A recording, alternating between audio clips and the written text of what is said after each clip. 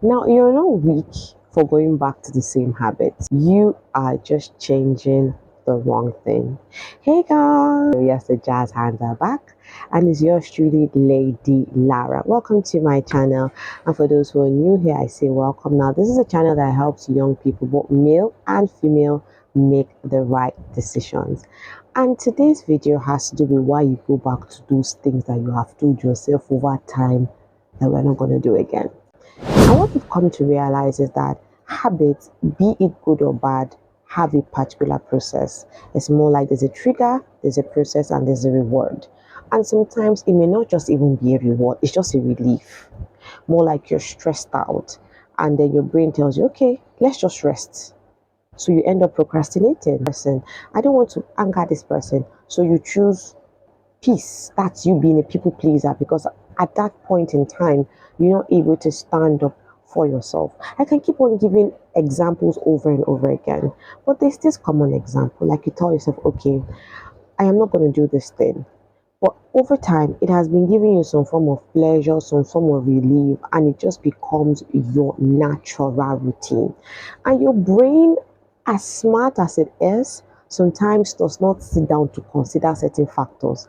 Factors like, okay, this thing that this person is doing right now, on the long run, will it favor that person?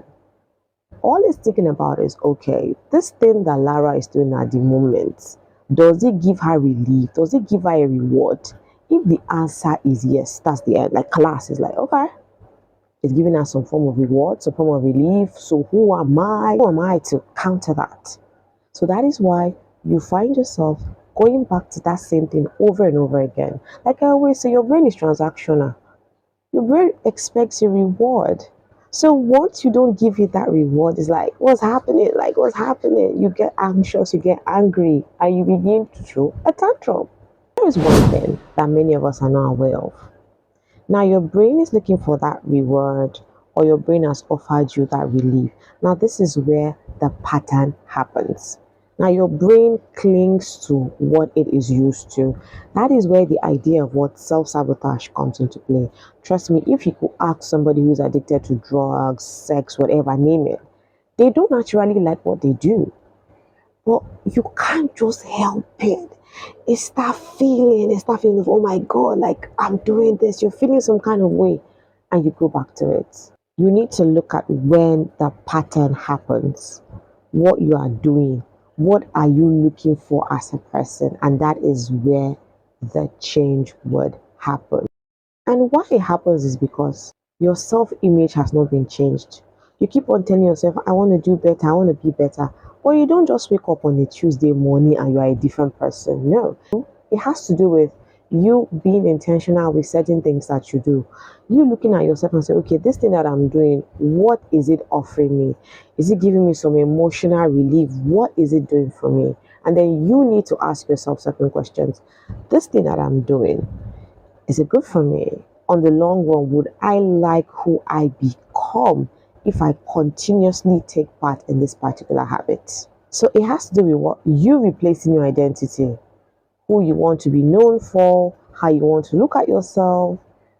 Now you can tell yourself, oh, I'm somebody that doesn't like stress. So anything that gives you stress, you run away from it. So everybody's like, okay, this is us. We run away. Or if you are somebody, the typical Nigerian, more like anything that comes with ease, what's happening here? You begin to question. So anything that comes with ease, your body is like, no, no, no, no, no. I know, even when it comes to relationships, you see a good guy, like you see it with your two eyes, but you're like, no, he's boring. My sister, my brother, boring is good sometimes because your body does not recognize the other party, hence no alignment. Because your body recognizes something that is familiar. And what is familiar? Chaos. Somebody who maybe abuses you busy physically, mentally, emotionally, name it. So refrain from self-hate. Look at yourself critically and look at those things that you need to get rid of. This is why I say observe, look at yourself and okay, I am picking on this thing. What can I do to be better? What can I indulge into better to be better? What do I keep on saying to myself every time? I like my friend and I were like, we are not serious people. Hello. Like we joke about it, but those things register in your brain and you're like, okay, clock it. And your brain is like, okay, control S. This is who she is. So once you want to change who you are, your brain is like, no, no, no, no. This is what we know. We are familiar with this terrain. We know you. It's more like Lara, the identity. Okay, Lara, a YouTuber. So let's assume tomorrow I want to become a policewoman.